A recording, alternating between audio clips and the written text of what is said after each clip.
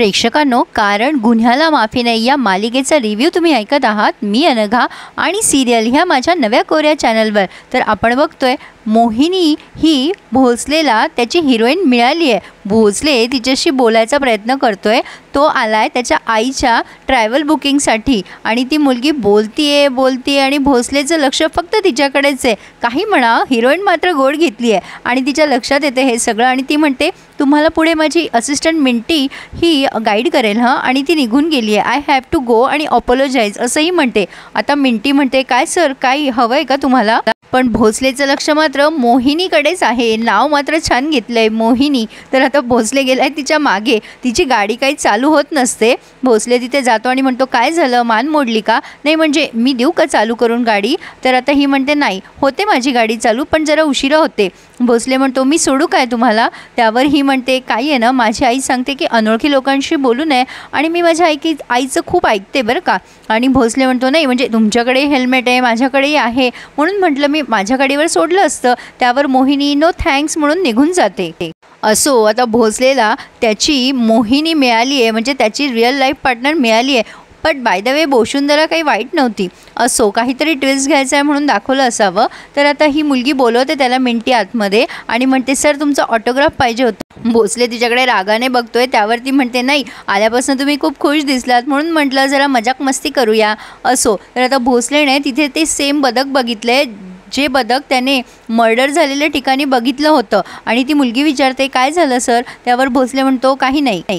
तर आता इथे ही जमदाडेची फिजिओथेरपिस्ट दाखवली आहे. तिचे वडील एक ओरिजिनल डॉक्युमेंट्स घेऊन त्यांनी ज्यांच्याकडून लोन घेतले त्या लोकांकडे जाणार आहेत. तेव्हा ती मुलगी बघते हे डॉक्युमेंट्स. त्यावर तिचे वडील खोटं बोलतात की मला नोकरी लागणार आहे आणि तू काळजी करू नकोस, घराचा भार उचलायला मी जिवंत आहे अजून. आणि ती मुलगी म्हणते बाबा काळजीपूर्वक जा हं, आज माझा दिवस खूप छान असणार आहे. आता तिच्या वडिलांनी त्या लोनवाल्यांना फोन केला आहे की मी येतोय. आता भोसले आणि जमदाडे आली आहे. भोसलेला म्हणते सर गुड न्यूज आहे आणि भोसलेच्या तोंडचं पाणी पळालं आहे. तो म्हणतोय काय सांगतेस? जमदाडे म्हणते सर तशी गुड न्यूज नाही आहे, मला माझ्या कॉलेजमध्ये बोलवलं आहे, म्हणजे त्यांची स्टुडंट म्हणून ते माझा सत्कार करणार आहे. किलवर केस वगैरे बस्ट केली ना मी.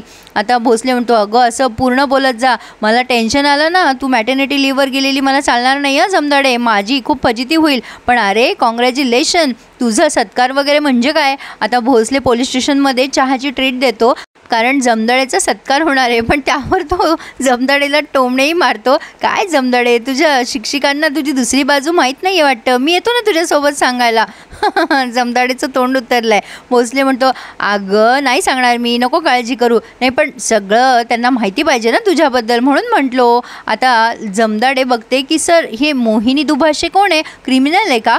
भोसले सोशल मीडियावर सर्च करत असतो आणि जमदाडेचं लक्ष जातं. भोसले म्हणतो तुला काय करायचं आहे? अगं क्रिमिनल नाही, ते मी असं शोधत होतो. बरं तुला मी जे कामं सांगितले ते तू केले का? काय झालं त्या पोस्टमॉर्टम रिपोर्टचं? आता हा विषय बदलतोय मुद्दाम भोसले. तो म्हणतो की हे जे बदक आहे हे कोण कशासाठी तयार करत असेल गं? त्यावर जमदाडे बरेच काही उत्तरं देते. लहान मुलं पण करतात, कोणी स्ट्रेस जावं म्हणून पण करतं, शिक्षिका करतात, क्लासेस असतात, ओरिगामीचे क्लासेस असतात, बरंच काही. आता भोसले बरीच उत्तर ऐकून कंटाळतो. तो म्हणतो तू जा, मी बघतो काय करायचं आहे ते, मी तुला सांगतो काही मला कळलं तर. तर आता पुढे आपण बघतोय की तो जो वडील आहे त्या मुलीचा फिजिओथेरपिस्टचा, तो आला ते ओरिजिनल डॉक्युमेंट्स घेऊन त्या माणसाकडे ज्याच्याकडनं त्याने लोन घेतलं आहे. आणि ते माणसं अक्षरशः गुंड प्रवृत्तीचं आहे. ते ओरिजिनल डॉक्युमेंट्स ठेवतात आणि त्याला म्हणतात चल जा आता पैसे घेऊन ये आणि मग डॉक्युमेंट्स घेऊन जा. हा माणूस वेळ मागतोय पण ते गुंड लोक काही वेळ द्यायला तयार नाही आहेत. असो, आता वंदनाची एंट्री झाली आहे प्रेक्षकांनो. आज वंदनाने पुन्हा एकदा मासा गळ्याला लावला आहे.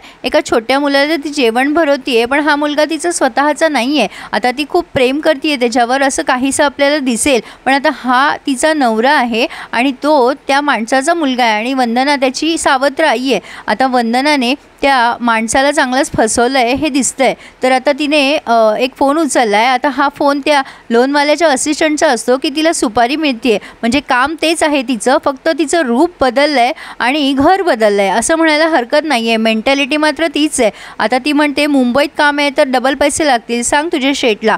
आता त्यावर हा माणूस म्हणतो हो त्यांना माहिती आहे, तुला नाव नंबर SMS केला जाईल. तिचा नवरा मागून येतो तेव्हा ही बात मारून देते की माझ्या मैत्रिणीचा फोन होता आणि रात्रीच्या शोला ते सगळ्या जाणार आहेत, मी नाही सांगितलं हो, बरं वाटतं का ते तुम्हाला सोडून पिक्चरला जाणं? आता तिचा नवरा म्हणतो की अगं काय हरकत आहे, आम्ही घरी काही मागवून घेऊ खायसाठी, तू जा ना, तुला तसंही कुठे जायला भेटत नाही. त्यावर ही खूप खुश होते आणि म्हणते पण मी तिला नाही सांगितलं. तिचा नवरा म्हणतो अगं मग पुन्हा फोन करून सांग की तू येतेस म्हणून. आता वंदना तिच्या नवऱ्यावर प्रेम करायचं खूप नाटक करते आणि म्हणते तुमच्यासारखा नवरा मिळाला मी खूप नशीबवान आहे. असो, आता भोसले शर्मिलाच्या सांगण्यावरनं पुन्हा एकदा मोहिनीच्या ऑफिसमध्ये आलाय आणि आता इथे आश्चर्य म्हणजे मोहिनीला व्हेरिफिकेशनसाठी जायचे पोलिसांकडे, बट मोहिनी हेड पोलीस. अरे बापरे, आता भोसले तर आपला पोलीसच आहे. आता ही मिंटी त्याला खाणाखुणा करत असते जा म्हणून. आता मोहिनी मागे बघते तर भोसले नसतो, म्हणजे तिथेच असतो पण लपून लपून तो मोहिनीला बघत असतो. मोहिनी त्या मिंटीला सांगते की हे सगळं व्हेरिफिकेशन तू कर, मला अजिबात पोलीस आवडत नाही. आणि आता ती दुसऱ्या क्लायंटला अटेंड करते. तर असो, भोसले आता बाहेर येऊन उभा राहिला आहे आणि आता बाहेर जरा मजा झाली आहे. आता त्याला एक हवालदार दिसतो, तो म्हणतो काय हो साहेब तुम्ही ॲक्टर आहात का? भोसलेला विश्वासच बसत नाही की ह्याला आपण ॲक्टर कसं काय वाटलो. आता हा म्हणतो नाही, म्हणजे वेबसिरीजवाले वगैरे असतात ना त्यांना असं ओरिजिनल लागतं, म्हणून मला वाटलं की तुम्ही ॲक्टर आहात, कोणी आहे का आतमध्ये? त्यावर भोसले म्हणतो नाही, माझा मित्र गेला आहे आत, त्याला मला बाहेर उभं राहून भॉक करायचं आहे म्हणून मी इथे उभा आहे. तर आता तो हवालदार म्हणतो हो का, बरं बरं, नाही काही हरकत नाही आहे. त्यावर भोसले त्याला नाव विचारतो त्याचं, त्यावर तो जमदाडे असं आडनाव सांगतो. भोसले म्हणतो नाही हरकत नाही आहे, तुमच्यात नाही, तुमच्या नावातच दोष आहे. असो, तर आता ही बाहेर आली आहे मिंटी आणि भोसले विचारतोय काय काय मॅडमचं काय तुमच्या? आता ही म्हणते सर तुम्ही ॲक्टर आहात का? अरे देवा, भोसलेची जवळपास काय म्हणू. आता भोसले म्हणतो नाही हो, काय आहे ना माझ्या कॉलनीमध्ये फॅन्सी ड्रेस कॉम्पिटिशन आहे आणि म्हणूनच मी सकाळपासून असं फिरतोय. त्यावर या मुलीला विश्वास बसतो. ती म्हणते वा वा वा, छान सर, छान दिसताय. तो म्हणतो अहो गंमत आहे का हो मॅडम, अहो मी खरंच पोलीस आहे हो. बिचारा भोसले, त्याला हेच सांगावं लागतंय. असो, तर आता तो म्हणतो काय तुमच्या मॅडम काय म्हणत होत्या? त्यावरही म्हणते सर तुम्ही खरंच पोलीस आहात तर चुकूनही आमच्या मॅडमसमोर जाऊ नका, because she head police. Bhosale म्हणतो का हो का, म्हणजे असं काही खास कारण आहे का? त्यावरही म्हणते मला नाही माहिती. आता भोसले म्हणतो नाही ठीक आहे हरकत नाही आहे, पण त्यांना सांगू नका हं. ती मिंटी म्हणते का? आता भोसले म्हणतो नाही काय आहे ना, मी जर तुम्हाला घरी जेवायला बोलवलं आणि तुम्हाला जर गवाराची भाजी आवडत नसेल तर तुम्हाला मुद्दाम मी तीच करून वाढली तर कसं वाटेल? त्यावर ही मुलगी म्हणते सर मला सगळ्या भाज्या आवडतात, डोंट माइंड. आणि देवा, भोसलेलाच का असे माणसं मिळतात.